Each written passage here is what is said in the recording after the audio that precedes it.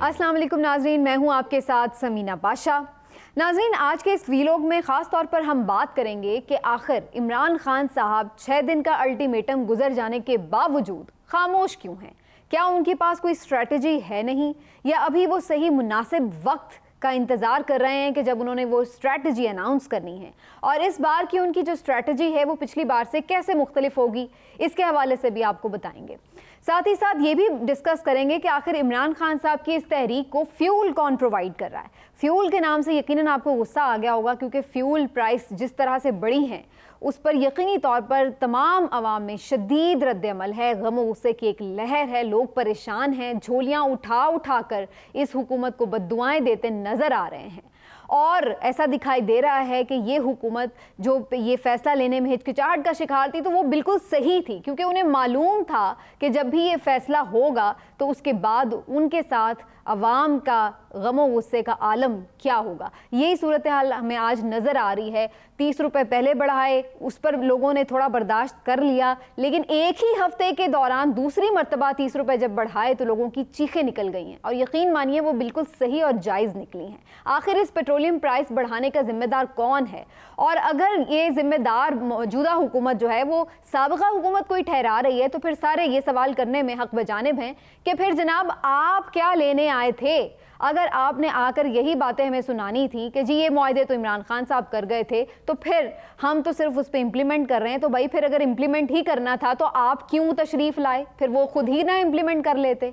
अगर आपके पास कोई रॉकेट साइंस नहीं थी चीज़ों को हैंडल करने की, तो फिर आपको इतनी क्या जल्दी पड़ी थी इक़्तिदार में आने की? यही महंगाई का रोना रो रो कर तो आपने आवाम को ये कहा कि जनाब ये नाअहल है, इसलिए इस बात पर काबू नहीं पा सके। तो फिर आप कौन हैं? आप तो बड़े तजर्बाकार थे, आपके पास कोई प्लान क्यों नहीं है? थोड़ा फ्यूल प्राइस के हवाले से भी जो गोरख धंधा उस पर भी बात करेंगे, लेकिन थोड़ा सा मैं इससे पहले ये ज़रूर आपसे बात करना चाह रही हूँ, आज थोड़ी दिल की बात भी करेंगे कि जनाब मकाफ़ात अमल है, और इस दुनिया में शायद हमारी सियासत में कुछ ज़्यादा ही तेज़ी से मकाफ़ात अमल हमें नज़र आता है। जो बातें, जो चीज़ें, जो तनकीद, जो दावे वादे आप करते हैं, वो बड़े ही जल्दी आपके खुद सामने आकर खड़े हो जाते हैं और आपका मुँह चढ़ाते हैं। और अगर आप में थोड़ी सी भी शर्म और हया होती है तो आप फिर अपने कहे पर पशेमान होते हैं, लेकिन हमारे सियासतदानों में ऐसा कहाँ। आप देख लीजिए इमरान खान साहब की हुकूमत पर जिस बात पर इन्होंने तनकीद की, सिर्फ 1.5 महीने के अंदर, 2 महीने के अंदर अंदर हर उस चीज़ के ऊपर जिस तरह से ये हुकूमत बेनकाब हो रही है, शायद ही कोई और हो रहा हो। मिसाल के तौर पर आप देख लें कि इमरान खान साहब पे इन्होंने जो इसराइल के हवाले से प्रोपेगेंडा एक दौर में किया कि जनाब इमरान खान साहब को पता नहीं इसराइल को तस्लीम करने जा रहे हैं, उन्होंने तो कैटेगोरिकली इस पर कह दिया कि जनाब कोई चक्कर ही नहीं है। और सिर्फ यहाँ ही नहीं बल्कि इंटरनेशनली भी कह दिया, इंटरनेशनल मीडिया पर भी कह दिया। यहाँ पर सूरत हाल ये कि अभी आपको आए हुए 1.5 महीना नहीं हुआ तो आपके ऊपर भी इसी किस्म के इल्ज़ामात लग रहे हैं। मैं ये नहीं कहती कि आप वाकई इसमें मुलव्विस थे, लेकिन आपका जो PTV का एंकर उस दौरे में गया, आपको उसे रिमूव करना पड़ा, तो फिर आपके ऊपर भी उंगलियाँ उठी। दूसरी चीज़ जो आप इमरान खान साहब को कहते थे कि जनाब कश्मीर का सौदा कर दिया, भाई इमरान खान साहब ने तो इंडिया के साथ जो है तमाम तर दबाव के बावजूद भी, हालांकि उसके फाइनेंशियल नुकसान भी उठाने पड़े, इसके बावजूद भी उन्होंने कहा कि हम तिजारत नहीं करेंगे जब तक आप कश्मीर का स्टेटस बहाल नहीं करते। और आप लोगों ने आते ही क्या किया? आप लोगों ने आते ही उसके लिए राहो रस्म बढ़ा ली। उस वक्त आप तनकीद किया करते थे, और आज अभी आए हुए आपको 2 महीने नहीं हुए और आपने इस ज़मीन में रास्ते खोलने शुरू कर दिए हैं कि किसी तरह इंडिया से हमारी तिजारत बहाल हो जाए। और ये सब चीज़ें, आप कश्मीर पे होने वाला सारा जुल्म आप भूल गए। सब आप भूल गए कि कश्मीर बिक गया, लोगों पर क्या क्या जुल्म हो रहे थे, जो आप जब ऑपोजिशन में थे तो आपको बड़े याद आ रहे थे। अच्छा, फिर तीसरी आप क्या चीज़ करते थे जी? वुज़रा बड़ी करप्शन कर रहे हैं, वुज़रा बड़े नाअहल हैं, इमरान खान की टीम बड़ी नाअहल है। और ये तो हमारे बहुत अच्छे अच्छे जय्यद सहाफ़ी भी करते थे, PTI के अपने लोगों को भी मैंने ये बातें कहते सुना। ये सही है कि होंगे लोग, मैं ये नहीं कह रही कि भाई ये सारे उनके दूध के धुले फरिश्ते थे, लेकिन भाई अब उनके जाने के बाद आपने अपनी पूरी कोशिश कर ली, पूरी रियासती मशीनरी को लगा दिया। अभी तक तो हम नहीं देख सके कि आप कोई बहुत मेगा करप्शन स्कैंडल सामने लेकर आ सके हों। इमरान खान साहब की ज़ात के ऊपर आपको कुछ नहीं मिल रहा, तो अब कभी आप तौहीन रिसालत, तो कभी तौहीन अदालत, तो कभी गद्दारी के मुकदमे लगा के आप उन्हें पकड़ना चाह रहे हैं, क्योंकि उनके ऊपर करप्शन का आपको कोई स्कैंडल नहीं मिला। और मिला भी तो क्या, एक फरा गोगी यानी आप अपने बच्चों के हवाले से, अच्छा ये बड़ी इंटरेस्टिंग बात है कि शहबाज शरीफ साहब से, नवाज शरीफ साहब से उनके असासों के बारे में सवाल किया जाए तो वो कहते हैं जी ये तो हमारे बच्चों के, हमें ना पूछें, हमें क्या पता, वो तो बालिग हैं, वो अपना बिजनेस करते हैं, हमें क्या पता।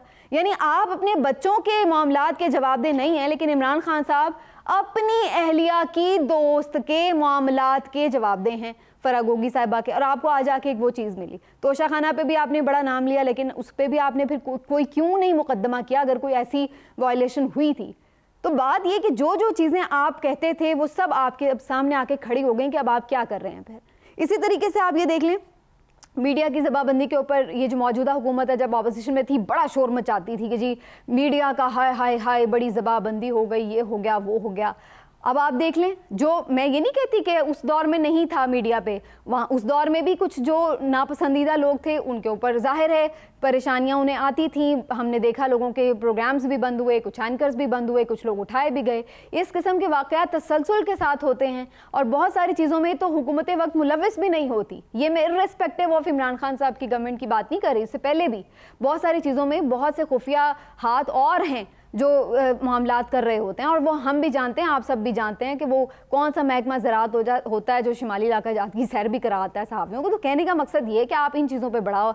इमरान खान साहब को लताड़ते थे, तो अब क्या हो रहा है? जो आपका मंजूर नज़र मीडिया नहीं है, क्या आपने उनके ऊपर ज़बाबंदी नहीं कर रखी? क्या पैमरा के नहीं आ रहे अब ऑर्डर्स पे ऑर्डर्स, नोटिस पे नोटिस, और क्या बहुत सारे एंकर्स के प्रोग्राम्स पे आप बंद नहीं हो रहे? तो वो चीज़ जो आप उस दौर में कहते थे वो आप कर रहे हैं। हाँ, एक दो चीज़ें ऐसी भी हैं जो उस दौर में बहरहाल नहीं थी, वो आज हमें नजर आ रही हैं। जो फस्तायत का मुजाहरा 25 मई को लॉन्ग मार्च पे किया गया वो उस दौर में हमने नहीं देखा था। जिस तरह से फेंटी आपने आम आवाम की लगाई है वो उस दौर में एटलीस्ट हमने नहीं देखा था। हमें तो ये भी याद है कि जब मौलाना साहब धरना लेकर आके बैठे थे और उस रोज़ बारिश बड़ी तेज़ हो गई थी, तो इमरान खान साहब ने तो बाकायदा ये भी ऑर्डर्स किए थे कि जनाब जो धरना मुजाहिरीन वहाँ पर बैठे हुए हैं उनको जाके शेल्टर दिया जाए, क्योंकि वो भी हमारे पाकिस्तानी लोग ही हैं, जो भी हैं, जैसे भी हैं, जिस तरीके से भी उन्हें लाया गया यहाँ पर, लेकिन हमें उनका ख्याल रखना है। तो वो तो इस तरीके से भी कह रहे थे। और आपने क्या किया, जो आम लोग भी निकले, ख़वातीन भी निकली, बग़ैर किसी कानून को मलहूज़े खातिर रखते हुए आपने जिस तरह से ब्रूटली इनको सबुताज करने की कोशिश की लॉन्ग मार्च को, ये बहुत ही शेमफुल एक्ट है। और मेरा ख्याल है ये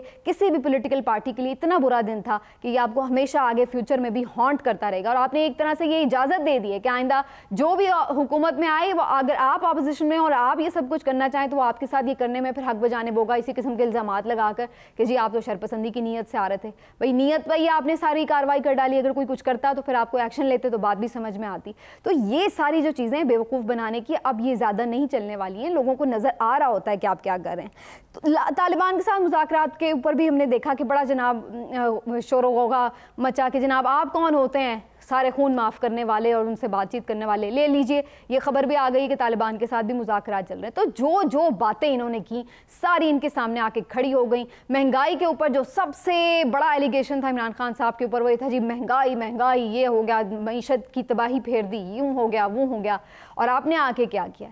आपने आके यानी इमरान खान साहब के दौर में 50 रुपये टोटल जो फ्यूल है वो 3.5 साल में महंगा हुआ होगा। आपके दौर में 60 रुपये 60 दिन के अंदर महंगे हो गए। अब आप बताएं, इतना फ्यूल प्राइस आपने बढ़ा दिया जिसकी वजह से हर चीज़ बढ़ गई है। अब आप बहाने लगाएं बहाने कि आलमी मंडी में तेल की कीमतें बढ़ गई। तो भाई वो भी तो यही फारसी बोला करते थे क्या? वो भी तो यही कहते थे कि आलमी मंडी से हमने तेल खरीदना है, हम कोई प्रोड्यूस तो नहीं कर रहे हैं, तो हमें भी जाहिर है उस चीज़ को देखना है। तब आप कहते थे कि जी नहीं ये आपकी नाअहली है, तो फिर ये आज आपकी फिर नाअहली है कि अगर आप फ्यूल प्राइस मैनेज नहीं कर रहे। अच्छा चलें, मान लिया कि आलमी मंडी वाली बात उनकी भी ठीक थी, आपकी भी ठीक थी, तो भाई फिर आपने उन पर ये जब कहा कि जी वो सब्सिडी दे दें, सब्सिडी दे के किसी तरह पेट्रोलियम प्राइस कम करें, उन्होंने कम कर दिए, तो आपके आप पेट में रोड उठ रहा है कि जी ये तो जाल था। तो फिर आप इस जाल में क्यों फंसे? अगर आपको मालूम था कि वो ये जाल लगा के गए हैं तो आपको क्या ज़रूरत थी अपने गले में ये जाल फंसाने की? आप आके इलेक्शन करवाते, नए मैंडेट के साथ जो हुकूमत आती मुश्किल फैसले करती, जैसे भी करती, वो उनका मैंडेट होता, उनका मसला होता। अब आपके गले से ये भीगा कंबल उतारना मुश्किल हो जाएगा। जो मर्जी आप तौजीहात ले आएँ, लोग मानने के लिए तैयार नहीं है। ज़रा जाके फ्यूल पंप का दौरा करके आएँ और फिर उसके बाद आपको अंदाज़ा होगा कि लोगों का गम व गुस्सा क्या है। भले आप अपने फ्यूल के जो ये अयाशियाँ हैं उनको कम कर लें, काट लें, 40% कटौती कर लें, इससे कुछ नहीं होने वाला। भाई अगर आप प्राइम मिनिस्टर नहीं भी अपना फ्यूल अपने जेब से भी डलवा रहा है, उससे मुझे तो कोई फ़ायदा नहीं हो रहा। मुझे तो उतने रुपए का ही फ्यूल मिल रहा है जितने का मिलना है, तो मुझे तो वही देना पड़ेगा ना। तो मुझे उससे क्या फ़ायदा है कि अगर आप अपने अयाशियाँ कम भी कर लेंगे तो बात यह है कि आवाम को रिलीफ कौन दे रहा था। सवाल ये है कि अगर आप आवाम को रिलीफ नहीं दे सकते तो आप लेने क्या आए? अगर आपके पास कोई माशी प्लान नहीं था तो आप लेने क्या आए थे? अगर आपने आके वही मुआहदे इंप्लीमेंट करने थे तो फिर आप लेने क्या आए थे? वो काम तो वो भी कर रहे थे, फिर जो गालियां उन्हें पढ़नी थी उन्हें पढ़ने देते। अपने सर वो गालियां लेने की ज़रूरत क्या थी? लेकिन आप तो बहुत चैंपियन थे और आप लोगों को तो बहुत कुछ और करना था असल में। और वो जो आप करने चले हैं, क्या उसके साथ भी आप इलेक्शन अगले जीत पाएंगे? आने का मकसद तो ये था ना कि अपने लिए हालात साजगार कर लें, और क्योंकि महंगाई का तो बहरहाल मकसद नहीं था, वो तो हमें नज़र आ रहा है कि महंगाई के लिए तो कोई प्लान भी नहीं है और ना ही कोई आपके पास स्ट्रैटेजी है जिससे आप महंगाई कम करके आवाम को रिलीफ दे दें। उल्टा आपने ज़्यादा माशी दलदल में फेंक दिया। और 1-1.5 साल अगर आप चला भी लेंगे ये गवर्नमेंट, तो क्या आपके पास कोई ऐसी गीदड़ सिंगी है, कोई माशी प्लान है, कोई ऐसा जादू का चिराग है जिससे 1 साल में ही आप मईशत के नहरें बहरें बहा देंगे दूध और शहद की? नहीं है, नहीं हो पाएगा। तो क्या ज़रूरत थी ये सारा एडवेंचर करने की? बात यही है कि आप अपने मकासद के लिए आए थे, वो आप करना चाह रहे हैं, और उसके बाद जब आप करके जाएंगे तो आप समझते हैं, चलिए मान लिया आप अभी इलेक्शन नहीं करवा रहे, चलिए मान लिया आप अभी इस साल भी नहीं करवाएंगे, और 6 महीने, 8 महीने, 10 महीने मैक्सिमम, क्या आखिर तो आपको 2023 में इलेक्शन में जाना ही पड़ेगा। फिर क्या होगा? तो क्या जो आवाम आज किसी को वोट करना चाहती है, क्या वो 2023 में वोट नहीं करना चाह रही होगी? वो ज़्यादा करना चाह रही होगी, क्योंकि आप लोगों ने जो परफॉर्म किया होगा उसके बाद तो आपसे कोई उम्मीद ही नहीं रह जाएगी। तो फिर तो लोग ज़्यादा उधर जो है वो देखेंगे कि जनाब ये तो फिर भी नहीं चाहिए। तो ये आप लोगों ने ज़्यादा अपने लिए गड़ा खोदा है, ज़्यादा बेवकूफ़ी की है। इससे आपको कोई फ़ायदा हासिल नहीं होने वाला और ना ही अवाम को कोई फ़ायदा हासिल होने वाला है। नज़र यही आ रहा है कि मज़ीद जो है हम वो माशी दलदल में जा रहे हैं। अब आ जाते हैं ज़रा इमरान खान साहब की हिकमत अमली की तरफ। खान साहब ने लॉन्ग मार्च मुलतवी कर दिया तो बड़ी लेदे भी हुई, बातें भी हुई, उन्होंने अपनी प्रॉब्लम्स बताई कि वो क्या फोर्स ही कर रहे थे और इस वजह से उन्होंने लॉन्ग मार्च नहीं किया। लेकिन अब इमरान खान साहब के पास 2-3 ऑप्शंस हैं, बड़े क्रूशल ऑप्शंस हैं। उन्हें मालूम है कि उनकी स्ट्रेटजी जो है वो थोड़ी रिस्की भी हो सकती है, उसके ऊपर उन्हें मज़ीद मुश्किलात भी फेस करना पड़ सकती हैं, उसके ऊपर उन्हें मज़ीद फतवे भी उनके ऊपर लग सकते हैं, बहुत सारी चीज़ें हो सकती हैं। लेकिन अब वो भी देख रहे हैं कि ये जो आवाम है वो इस वक्त किस तरफ देख रही है और क्या चाह रही है। अभी आपने इप्सॉस का सर्वे भी देखा होगा जिसमें 60% जो आवाम है वो चाह रहे हैं कि अर्ली इलेक्शन की तरफ जाया जाए। और ये भी मैं बता दूं कि ये सर्वे उस वक्त हुआ था जब ये अभी पेट्रोलियम प्राइस सेकेंड टाइम नहीं बढ़े थे। अब आप ज़रा आज करवा के देखें सर्वे तो आपके होश ठिकाने आ जाएंगे। तो बात यह है कि भाई अवाम की नफ्स पे जिसका हाथ होगा अवाम उसी के साथ होगी, ये बात आप जहन में रख लें। और उसके बाद ये कि अगर आप जितना इसको प्रोलॉन्ग करेंगे उसका फ़ायदा नहीं होगा बल्कि नुकसान होगा। खान साहब के पास प्रेशर टैक्टिक्स और भी ज़्यादा हैं, वो हो सकता है कि शहर बंद करने की तरफ जाएं, इस ऑप्शन पे भी गौर हो रहा है। इसके साथ साथ इस बात पे भी गौर हो रहा है कि जलसों का सिलसिला उसी तरह से जारी रखा जाए, बीच में करते रहें ताकि एक प्रेशर जो है वो बिल्डअप रहे, लोग भी चार्ज रहें और मोमेंटम भी बरकरार रखा जाए। और इसके साथ साथ जो आगे चलकर है चीज़ें, अगर पहिया जाम की तरफ, शटर डाउन की तरफ जाती है तो उस तरफ भी चीज़ें जा सकती हैं, लेकिन इवेंचुअली उसमें लोगों की हमायत भी हासिल हो सकती है। अगर ये फ्यूल प्राइस इसी तरह बढ़ते रहे, अगर लोड शेडिंग का अजाब इसी तरह मुसल्लत रहा, अगर मईशत की सूरत हाल इसी तरह दिगर गूं रही, तो वही लोग जो इससे पहले शायद किसी डर खौफ की वजह से लॉन्ग मार्च में शिरकत नहीं भी कर सके, वो भी उनका हिस्सा होंगे। तो बी केयरफुल फॉर दैट। हम नहीं चाहते हैं कि खुदा न खास्ता इस किस्म की सिचुएशन आए। थोड़े से अकल के नाखून लेने होंगे, होश के नाखून लेने होंगे, क्योंकि उसके अलावा पाकिस्तान के लिए इसमें से खैर निकलती फ़िलहाल तो दिखाई नहीं दे रही। अल्लाह ना करे कि ऐसी कोई सिचुएशन बने, तसादुम हो, फिर से लोग आमने सामने आएँ।